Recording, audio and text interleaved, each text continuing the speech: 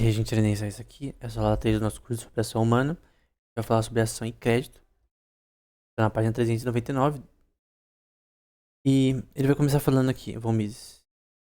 Existe uma demanda por meio de troca, dinheiro, porque as pessoas querem manter uma reserva deles. No caso, poupança. Todo membro de uma sociedade moderna deseja ter uma quantia definida de dinheiro no bolso ou no caixa, na sua conta bancária, uma reserva ou saldo em dinheiro de um valor específico. Às vezes ele quer manter uma reserva maior, poupar mais. Às vezes ele busca poupar menos. O que dita isso é a preferência temporal das pessoas. E não a preferência por liquidez, tá? A taxa de juros. Em casos excepcionais, ele pode até mesmo renunciar a qualquer reserva de dinheiro. Falei da preferência por liquidez, só que preferência de liquidez não é só taxa de juros, tá? Questões psicológicas também que o Keynes coloca no seu livro, né? Mas enfim.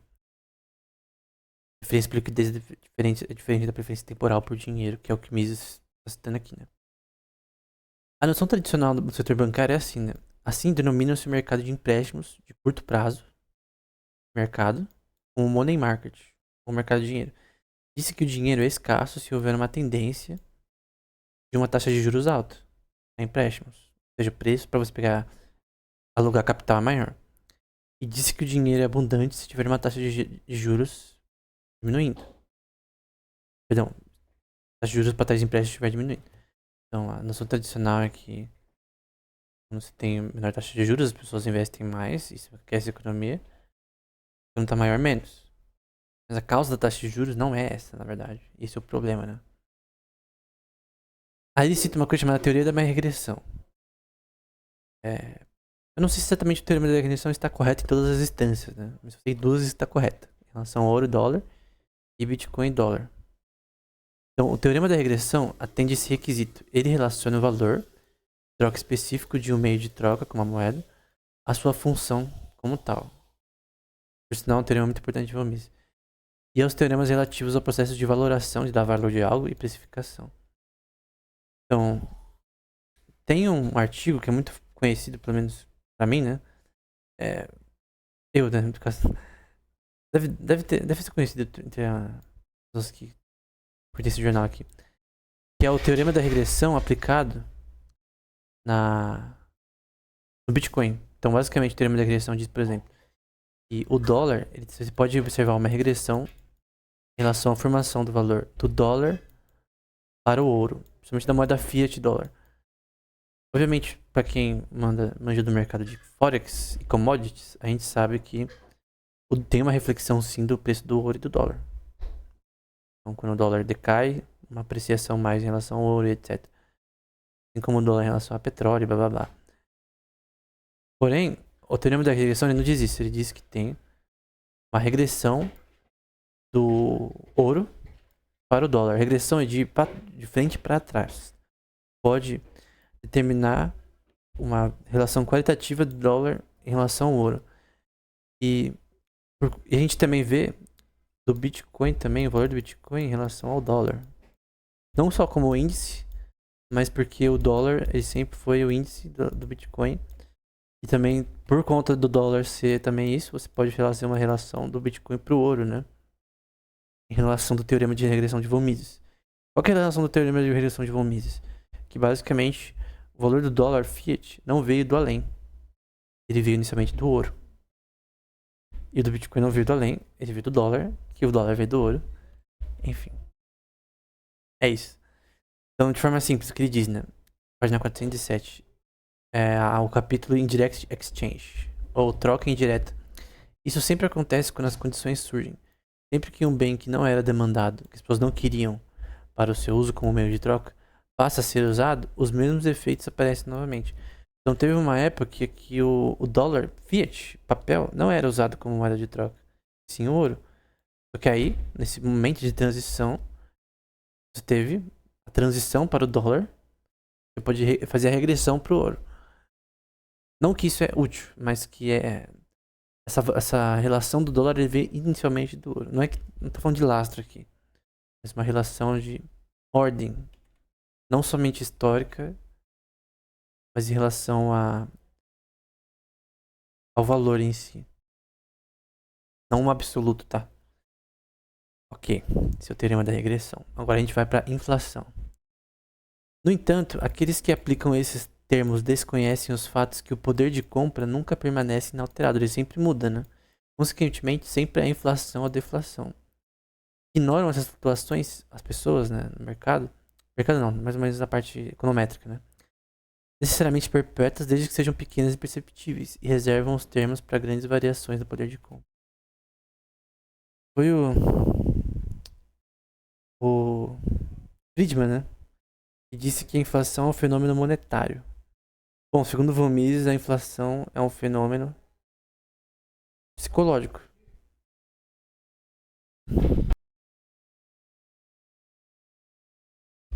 Então, o que Mises defende não é uma teoria quantitativa de dinheiro, né? Mas que, basicamente, a inflação e deflação são formas de se falar em relação ao aumento de preços que não determina causas delas necessariamente, né? Então, ele vai dizer, né? Os tetos de preços reduzem a oferta das mercadorias em questão. Maximização de preços, tá? O governo fala, ó, o arroz tem que ter um teto de preço, nesse caso, a minimização de preço, né? Então não pode passar desse valor. Só menor do que, vamos por 10 reais o quilo, vamos por. Pois a produção implica prejuízo para os pequenos produtores, ou seja, o cara não vai conseguir, a não ser que o governo desvie essa produção. Então, ó, minimizar o preço da merda, então a gente vai pagar por esse arroz para as pessoas, para ficar esse preço. A gente paga a diferença para vocês, produtores, mas no fim não funciona também. Para evitar esses resultados, os governos consideram subsídios aos agricultores que produziam com custos mais elevados. Esses subsídios foram financiados por meio de aumentos adicionais na quantidade de moeda de circulação. Então, eles não usaram os próprios ativos que eles tinham, o governo, no caso. Eles criaram mais passivos. Eles basicamente falaram, ó, vamos imprimir dinheiro, dar de subsídio para os agricultores. Agora eles conseguem produzir com um custo menor. Assim, o custo continua o mesmo, mas a gente está subsidiando o custo, a gente está dando dinheiro para eles não terem prejuízo. Ou seja, tá dando dinheiro para quem é ineficiente. E basicamente tá dando dinheiro a quem tá produzindo de forma ineficiente. Por nada em troca. Que pode fazer a inovação no mercado ficar muito menor. Nesse mercado. Nesse caso de agricultura. E isso gerou inflação através disso. Inflação e essa imprimir dinheiro é uma forma de imposto também. É um imposto invisível. Basicamente, o governo consegue gastar mais. Por ser o primeiro emissor, ele consegue gastar mais ao imprimir dinheiro. Assim como os bancos, de private equity, hedge funds, etc. São segundo emissores, né? Porque é o banco que mais se beneficia disso e o governo. E quem está mais alinhado com o banco são os grandes investidores, né? Que são os hedge funds, são os fundos, etc. Então, tu pagou o arroz, ok, mas tu diminuiu o poder de compra do dinheiro. Ou seja, tu ferrou todo mundo, pior ainda. Tu basicamente, alguém levou um tiro e pra resolver o problema você atirou nele com uma 12. Basicamente essa é a lógica. Se os consumidores tiverem que pagar preços mais altos pelos produtos em questão, nenhum efeito inflacionário adicional teria surgido. Ele está falando, inflação não tem a ver com preço, tem a ver com as causas do que os preços aumentam. Então, porque, por exemplo, vamos supor que a oferta de arroz, como eu falei anteriormente, diminui no mundo. Então o preço do arroz vai aumentar, porque tem menos arroz no mundo. E a demanda continua a mesma, bem inelástico. Agora, obviamente, por exemplo, se a oferta de amoeba diminui no mundo, ninguém liga. Não tem. Não é inelástico, né? Amoeba, enfim. É elástico e inútil, de certa forma, né? É útil pra algumas crianças, né? O grande ponto é esse, né? Coisas que são inelásticas, preço não afeta a demanda e são extremamente úteis. O grande ponto é que esse aumento no preço, ele não tem a ver, não é inflação exatamente. É um aumento no preço por questões dos calendários de mercado da produção de arroz. Produziu mais, produziu menos, baixou o preço. Se produzisse mais, ia aumentar, perdão. Produziu de menos, aumenta o preço. Se produzir demais, abaixa o preço. No caso do arroz, por exemplo, inelástico. Então, só que as causas da inflação não são exatamente. A inflação não é exatamente isso, né? Quando a gente fala sobre inflação, a gente fala sobre. Nem só sobre o baixo poder de compra do dinheiro, mas a expectativa do poder de compra do dinheiro.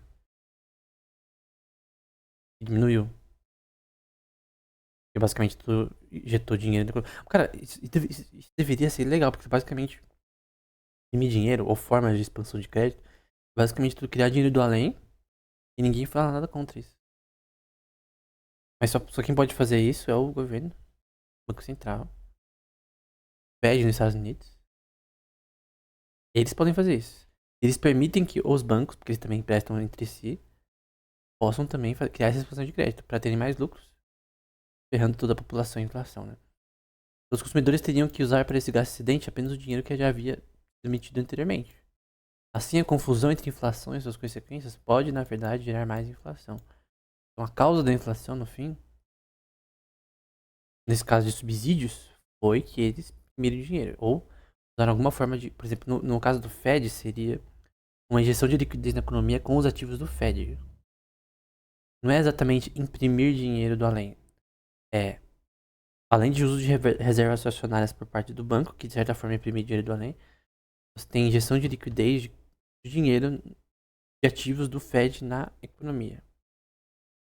Então eles falam, ó, a gente vai abaixar a taxa de empréstimo do Fed.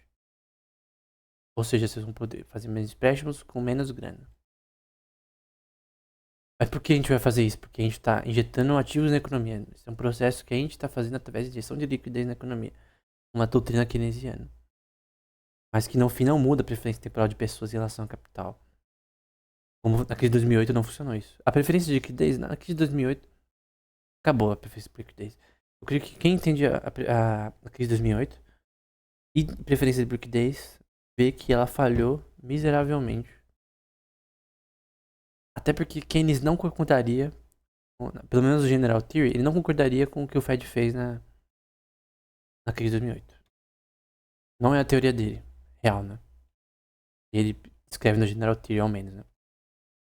Aí Mises descreve 3 aspectos de inflação. Primeiro, políticas inflacionárias ou expansionistas resultam inevitavelmente em um consumo excessivo, por um lado, então mais consumo, só que vem de uma prosperidade temporária das pessoas, então, temporariamente, de aumentar baixar a taxa de juros ex nihilo, reservas fracionárias, etc., maturity mismatch, formas de expansão de crédito, commercial paper, repo, etc.,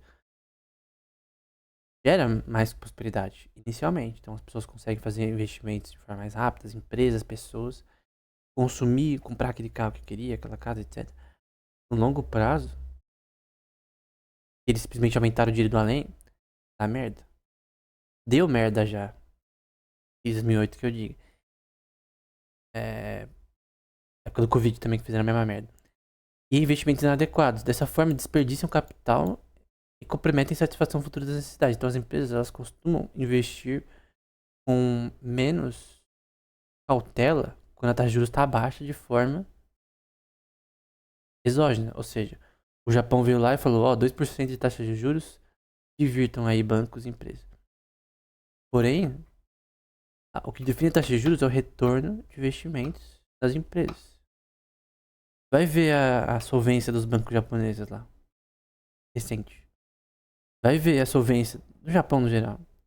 Tu vai ver que esse negócio de fixar a taxa de juros baixo é uma mentira. O próprio Keynes falar que não daria pra calcular a taxa de juros, provavelmente. Então, os neo-keynesianos, eles pegam o que o Keynes falou de errado e transformam no Leviatã. Então, consumo a mais do que as pessoas consumiriam normalmente, investimentos inadequados. Na Islândia também deu merda isso, tá? Mesma coisa. Prosperidade inicialmente, os caras mais velhos falavam que os caras mais novos estavam basicamente ricos, né? E no fim deu merda, na crise de 2008, né? A Islândia é um exemplo como expansão de crédito é um mal na sociedade, né? Eu já fiz um vídeo, né? Uma expansão de crédito, mal do século, né? Canal, podcast. Né? Segundo aspecto da inflação, o processo inflacionário não elimina a necessidade de ajustar a produção e realocar recursos. Cara, as pessoas, elas vão, na diferença de taxa de juros, injeção de liquidez, como você quiser chamar, as empresas vão agir da mesma forma de antes. Elas podem até fazer mais investimentos, mas não no que você quer. O Fed, ele abaixou a taxa de juros na época da crise de 2008, mas a Apple, por exemplo, outras empresas, elas recompraram ações, cara.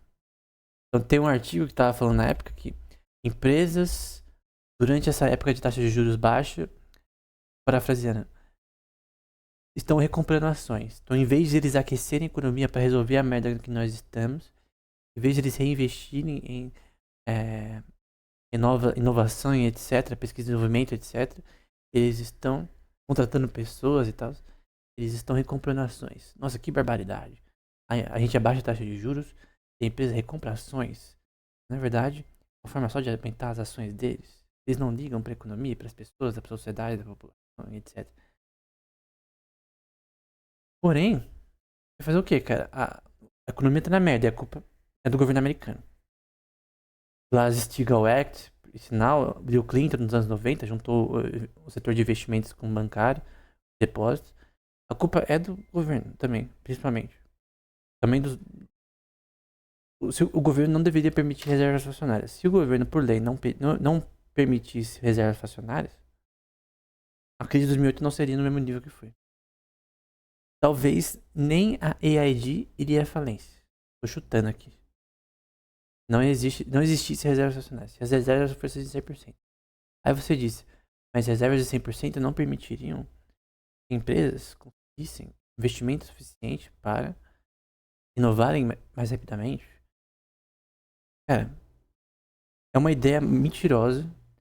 Quanto mais dinheiro você tem, significa que melhores investimentos você faz. Você dá uma maior quantidade de capital para uma empresa, não necessariamente ela vai crescer. Ela pode gastar esse dinheiro em coisas inúteis que não vai ter retorno. Então, é um fato. Então, você tem uma empresa, microempresária aqui. Tem uma empresa. Tu ganha um crédito de 500 mil reais.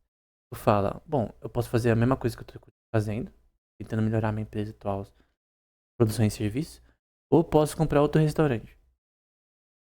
Aí tu compra, faz um monte de merda no processo e entra em dívida. Esse crédito ajudou em alguma coisa? Não. É melhor você nem ter esse crédito. Porque tu basicamente tu fez um péssimo investimento. Tu gerou dívida. Se você não tivesse esse crédito, tu não geraria essa dívida. Nada contra taxas de juros baixas. Mas a taxa de juros baixa ela só vem quando o retorno de mercado das empresas está alto. Então, num país onde não tivesse Banco Central e a taxa de juros fosse definida pelo próprio mercado, ela seria definida pelo retorno de investimentos das empresas. A disponibilidade de capital, né? Porque, obviamente, a disponibilidade de capital é maior, as empresas têm lucro, né? Se as empresas não têm lucro, elas investem em coisas que... Compram um maquinário lá de 1 milhão, 200 milhões de dólares. Torna inútil. As máquinas quebram, sei lá. Vira inútil aquele negócio. Tu pegou 200 milhões, jogou pro além, contratou pessoas no processo, etc. Mas no fim, jogou pro além o dinheiro. Vai circular na economia o dinheiro, mas não vai produzir nada em retorno. Tu não vai conseguir pagar o crédito. Tu vai ferrar os bancos, que precisam de solvência. Enfim. Isso caso de insolvência. Terceiro aspecto. A inflação não pode ser empregada como política permanente, porque se persistir, inevitavelmente levará ao colapso do sistema monetário. O Fed ele criou a noção de... Claro que a inflação é um problema. O próprio Friedman disse isso, né, no paper dele, que ele ganhou o prêmio Nobel por conta disso e tal. Que inflação gera desemprego, gera problemas econômicos e tal. Não é uma coisa boa, como as pessoas pensam. Mas não é que a gente quer muita inflação, a gente quer só um pouquinho de inflação. Então, um pouquinho de inflação é bom. 2% ao ano é o ideal. Por que eles dizem isso? Basicamente, tem inflação crônica hoje em dia. Um sistema de reservas fracionárias e expansões de crédito, que você tenha acesso ao capital mais do que existe, mais do que é produzido, você tem dinheiro de papel, hoje em dia até digital, nada contra dinheiro de papel digital. Mas ele tem que ter lastro em uma commodity para ele ter valor. Então, tendo essas coisas em mente, tu pode simplesmente aumentar a quantidade de dinheiro que você tem ex nihilo. Basicamente, cria dinheiro do além. É estranho, porque pessoas são proibidas de falsificar notas. Mas o Banco Central pode criar novas notas do além. Sem produção e serviço. Então, a questão é, se essa escola austríaca está correta, quando que vai acontecer o colapso do sistema monetário, né? Já aconteceu, cara. Já aconteceu cronicamente pela inflação crônica que a gente tem no mundo inteiro, após a queda do padrão ouro. Embora o padrão ouro de 1933 até 1970 e pouco foi um nicho. No fim do Nixon, né? O presidente Nixon, que tem a amarga, talvez incompetência, né? De ter acabado com o padrão ouro, né? Que já era ruim, mas... E lançou a moda Fiat sobre o mundo. E, basicamente... anteriormente você tinha dólares com lastro em ouro em reservas no mundo todo. E depois eles mudaram de ideia, né? Eles não tinham como financiar isso, né? A própria ideia de ter todo mundo depender dos Estados Unidos foi uma burrice, né? Os idiotas que assinaram isso em 1933 confiaram demais nos Estados Unidos, né? A maior imbecilidade do mundo foi isso, cara. Confiar nos Estados Unidos como reserva de valor monetário. Enfim, crise de 2008, colapso de tudo que o neo-keynesianismo pregou, né? Porque eu não creio que isso é Keynes, né? Doutrinas que Keynes nem falou exatamente. Controle da taxa de juros e etc. A própria solução que o Ben Bernanke realizou, né? Amo o Buffett e o Munger, né? Mas infelizmente o Buffett falou errado. Ele falou que o Ben Bernanke administrou a crise de forma correta, né? Enfim, mas é triste, né? Então, a falácia keynesiana, né? Página 429. Lord Keynes e seus discípulos atribuem a falta de propensão ao consumo ao que consideram condições econômicas satisfatórias, né? Na teoria de Keynes, tem o que é chamado de full employment e o que é chamado de a variável N, que é associado à empregabilidade em setores. E você tem a relação de que, por injeção de liquidez na economia e certo controle de fatores associado aos fatores de empregabilidade, consegue melhorar a economia, aquecer a economia. No multiplier econômico, você tem a relação de que você tem um multiplier de crédito, que você realmente tem mais dívidas, mas você busca, através dessas dívidas, mais investimentos, esse multiplier se paga. Acredite se quiser, esse multiplier só gerou mais dívida para governos. Então, adivinha, né? Você gastar mais, não pagar o débito, perdão, o crédito, do ponto de vista governamental, tu gera mais dívidas. Os Estados Unidos, por exemplo, estava devendo 1 trilhão para a China até em pouco, né? Porque a China comprou título dos Estados Unidos. Título é crédito, né? Governamental. E os Estados Unidos tinha que pagar, né? O que é necessário, em sua visão, para tornar os homens mais prósperos não é um aumento da produção, mas sim um aumento nos gastos. Para possibilitar que as pessoas gastem mais, recomenda-se a política expansionista, né?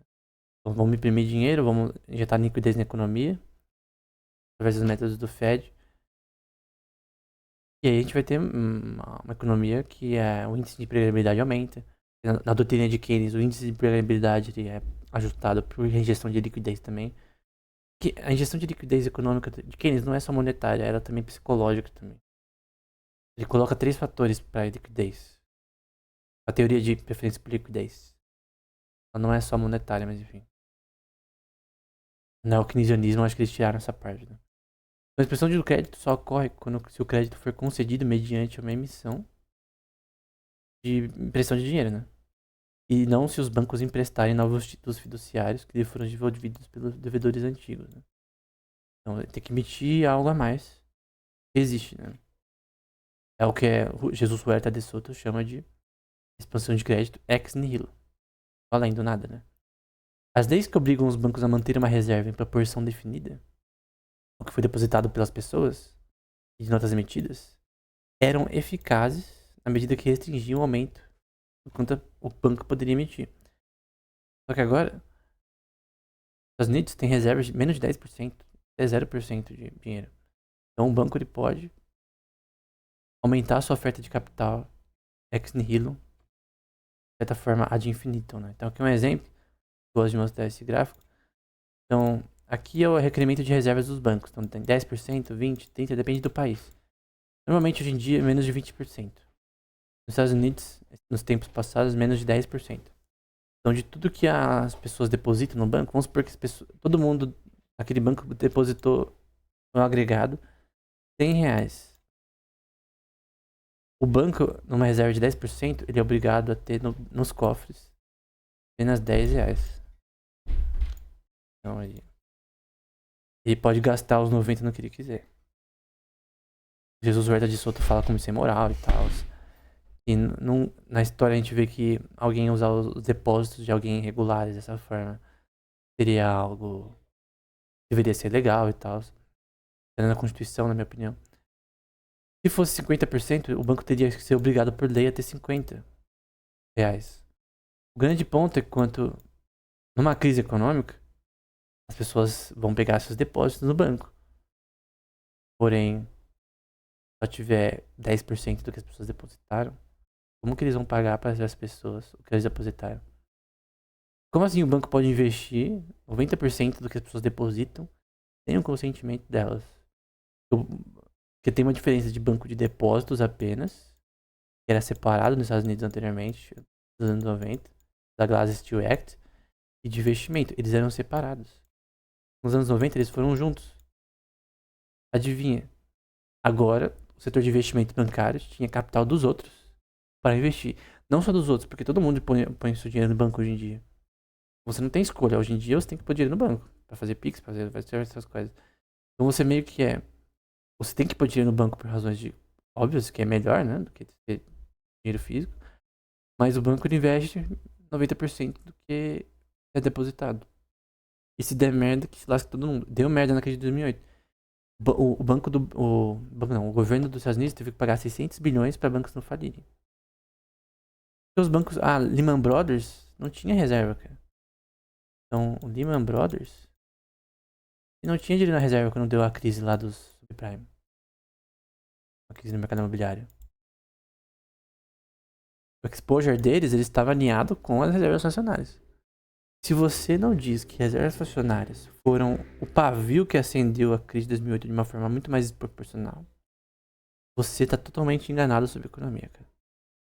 E essa doutrina de reservas fracionárias, como a da Fiat, que é pior ainda, é uma doutrina keynesiana. Isso prova que o keynesianismo falhou sozinho. Pode falar que a doutrina austríaca é uma bosta, pode falar o que você quiser. A keynesiana falhou miseravelmente. Aqui são ações do Fed em relação antes de 2008 até 2023, em relação ao o índice de empréstimos, que é o Fed Rate. A taxa de fundos do Fed, nesse caso efetivo. Você vê um crescimento nessa taxa do Fed desde 2008. Um decrescimento pós-crise, né? Você tem uma diminuição disso, né?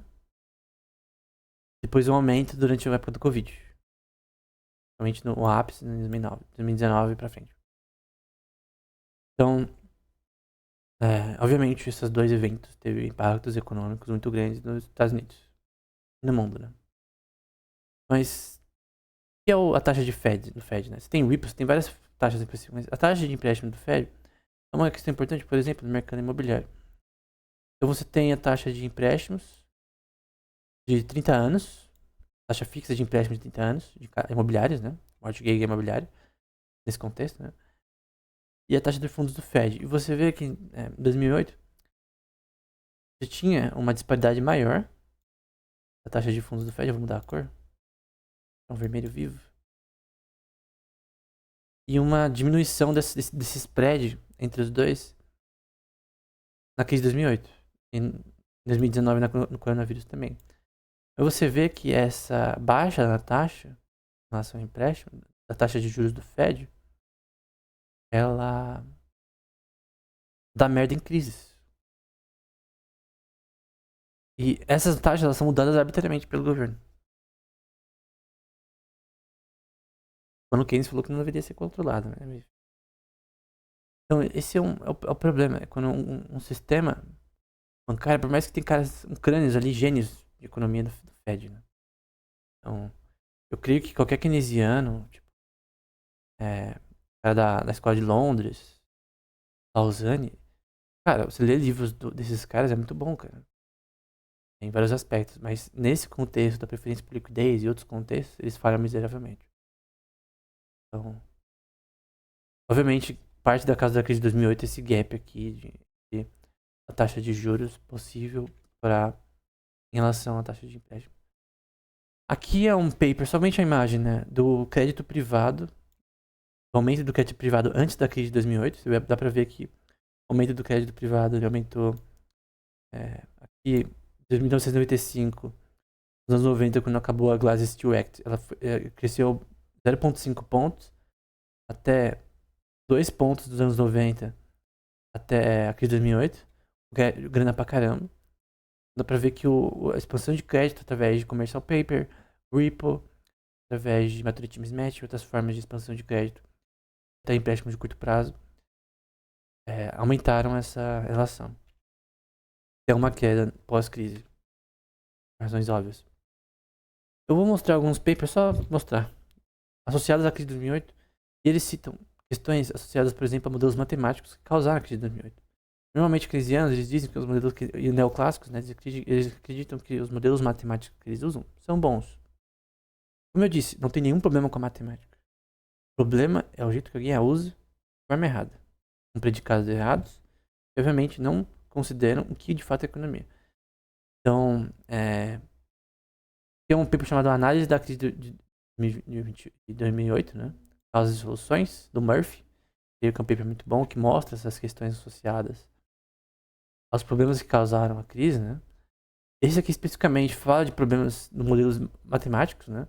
Usados na crise, nos produtos financeiros que eram com base em modelos matemáticos e, no fim, geraram grande parte dos problemas em relação à parte de seguros e parte de investimentos em derivativos, como CDO, CDS e Synthetic CDO, que eram tipos de investimentos.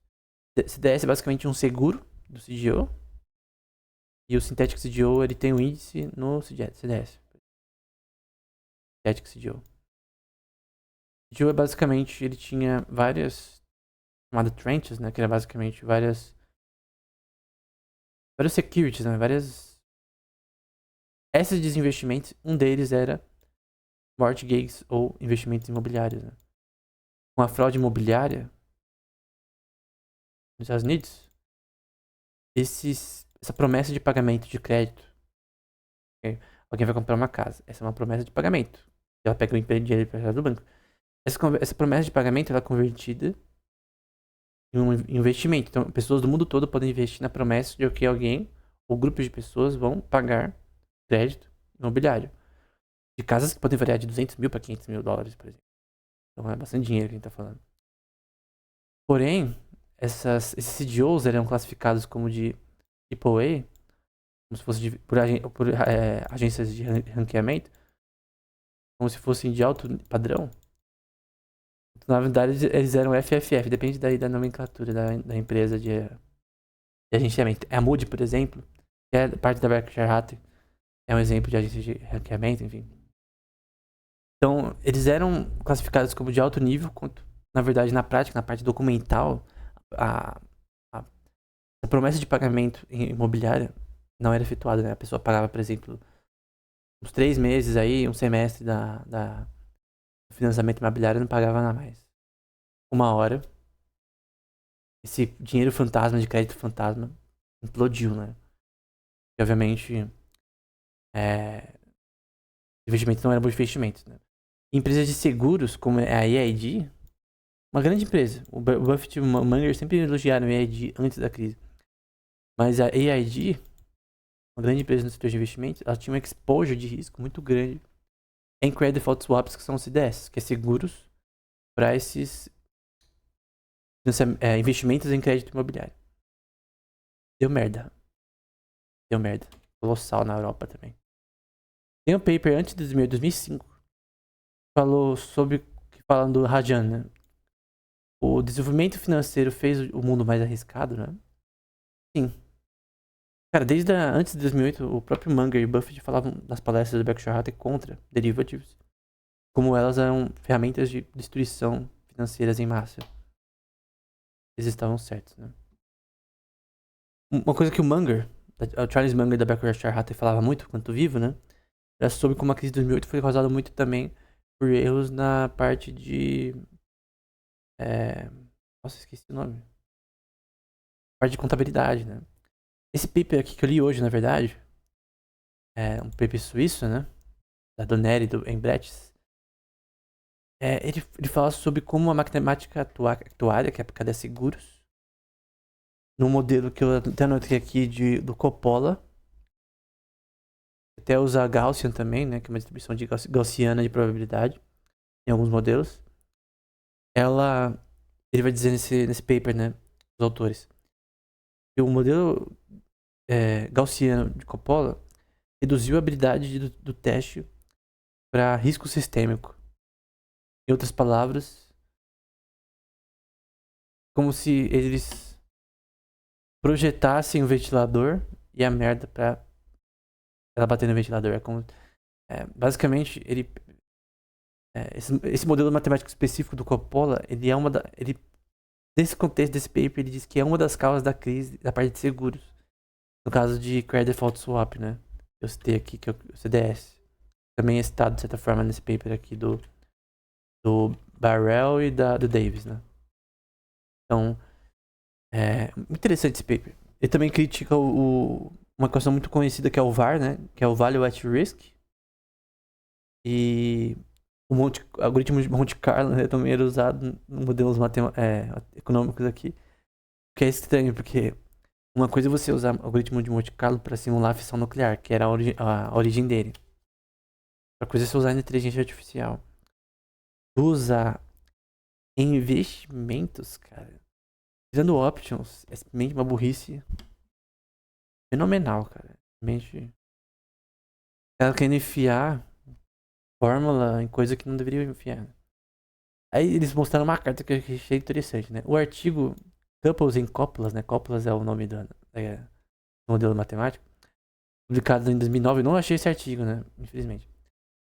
Sugere que a fórmula de David Lee deveria ser culpável, né? Pela crise financeira de 2008. Para mim, isso seria como explicar que a fórmula E igual a MC quadrado de Einstein que causou a bomba atômica, né? Eu não sei exatamente por que isso, porque na verdade o artigo que gerou a bomba atômica foi um paper do Szilard. O Einstein deu uma carta pro Szilard, mas não foi exatamente essa equação que tem a ver com a bomba atômica, não. São outros experimentos que tem nada a ver, muitos. Não tem. Fiz uma parcela, mas. Enfim. Não vou entrar em física aqui. Mas Aí eu falando eu queria falar sobre a questão de acadêmicos e as limitações de ferramentas matemáticas na indústria financeira, incluindo essa fórmula. Entretanto, esses cuidados, né, ou avisos, foram ou ignorados ou dados como, entre aspas, acadêmicos. Então a questão de que, meu modelo matemático aqui é bom, porque a comunidade acadêmica diz que é bom. Teve uma época que a comunidade acadêmica, em volta de Newton, acreditava na teoria de cartesiana, que é Descartes, né? De vórtices, que é vórtices que criavam o movimento de planetas. Agora, a visão acadêmica da época era verdade. Teve uma época que a visão acadêmica era que o éter era a coisa que movia também as coisas na mecânica celestial. Era o éter que movia? Não. A explicação veio pela relatividade geral de Einstein. Então você dizer, mas a consenso acadêmico atual, várias vezes o consenso acadêmico atual estava errado. Isso é normal. É isso que significa ciência, né? A gente viu que está errado ou não, baseado em observações que realmente a gente vê. A crise de 2008 provou que o keynesianismo, neoclassicismo e etc. Os modelos que eles usavam, não existam modelos bons para usar na economia. Eu acredito que no contexto da complexity economics existem modelos bons, algorítmicos, né? De relação poderiam ser aplicados na economia. Não no sentido de prever o futuro, probabilidade, mas no sentido mais de produção, etc. Mas o ponto é que uma coisa é certa. O keynesianismo falhou. Falhou, cara. Falhou. E a culpa é porque eles usaram os métodos errados, eles não entenderam os predicados da economia corretamente e basearam as equações de forma errada. Essa é a razão. O problema não é a matemática. Eu não creio que a matemática seja inútil para a economia, pelo contrário. Por isso que eu criei na Complexity Economics, como eu já falei. Mas a matemática que usaram, teoria de utilidade, cálculo de elasticidade, etc., estava errado. E é isso que ensina hoje na FGV da vida. As principais faculdades do Brasil e do mundo. Aí. Continue acreditando no Ether. Não tem nenhum problema você acreditar no Ether. Não tem nenhum problema acreditar em vórtices cartesianos. Eu vou continuar com a minha gravidade newtoniana, com minha relatividade especial geral. Continue ali com o seu keynesianismo. Estão certos, parabéns. Enfim. Outro paper importante é o paper do próprio governo dos Estados Unidos, publicado em 2010, que é muito sem bias, cara. Os caras foram muito assim literais em apontar os erros do governo, principalmente em relação à crise e do mercado financeiro privado no geral. Mas eles são sem bias. Eles escreveram de forma totalmente, na minha opinião, lendo o paper, eu vi que eles não tiveram bias assim em relação a esse repórter, porque realmente eles falavam a verdade no geral das causas da crise. Esse daqui é o melhor livro sobre a crise de 2008 que eu já vi. Não existe, na minha opinião, eu li pelo menos, que eu tenho muita coisa para ler, livro melhor sobre o tema. Bom, vamos acabando aqui. O problema em si, agora voltando para a mesa, né? Em grande parte, essas duas considerações motivaram as autoridades. Eu falei tudo aquilo para depois falar sobre Mises. Elas estavam convencidas de que os meios fiduciários eram um meio eficiente de reduzir a taxa de juros. Somente quando os efeitos indesejáveis de expansão de crédito tornaram visíveis, que é colapso econômico, foram promulgadas leis para restringir a emissão de notas bancárias. A crise de 1928 também, ou o pânico de 1816, que o Rothbard descreve muito bem também, um livro impressionante dele. O Rothbard é muito bom em história, o cara é história da economia, né? Foi causada por questões do mercado financeiro mesmo, cara. Por erros em regulações e permissões que eram dadas pelo governo em relação ao mercado financeiro. Sempre assim. As crises econômicas graves, elas vêm de, normalmente, formas de expansão de crédito ex nihilo ou métodos mirabolantes. Enfim, normalmente vem através disso, né? A maioria dos políticos liberais simplesmente se rendeu à hostilidade popular contra o empréstimo de dinheiro com taxa de juros. Eles não perceberam que a taxa de juros é um fenômeno de mercado que não pode ser controlado, manipulado ad libitum. É o termo que o próprio... Aí eu fiz errado A, hein? Isso. Um delta, hein? Ad libitum.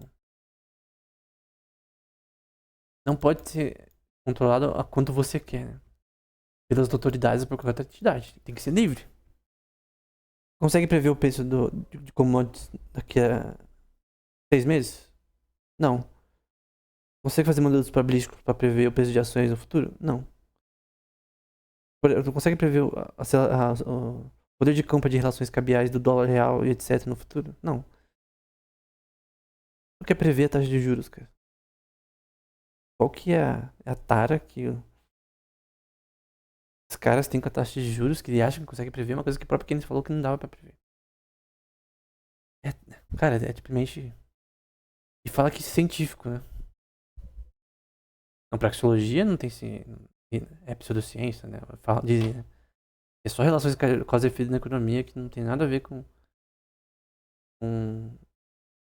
subjetiva. Bem, mas dizer que os modelos deles são bons, aí... Não tô dizendo que não tem modelos bons.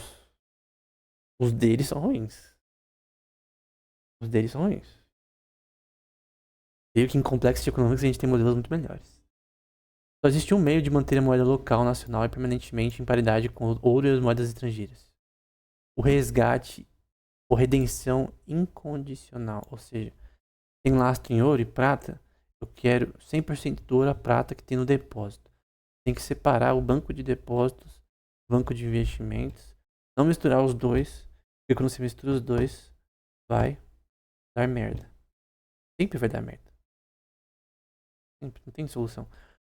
Obviamente vai ter menos lucro no mercado bancário, private equity, etc. Sim, mas menos inflação e menos crises econômicas. Caso você criar dinheiro do além, tem inventar dinheiro, árvore de dinheiro.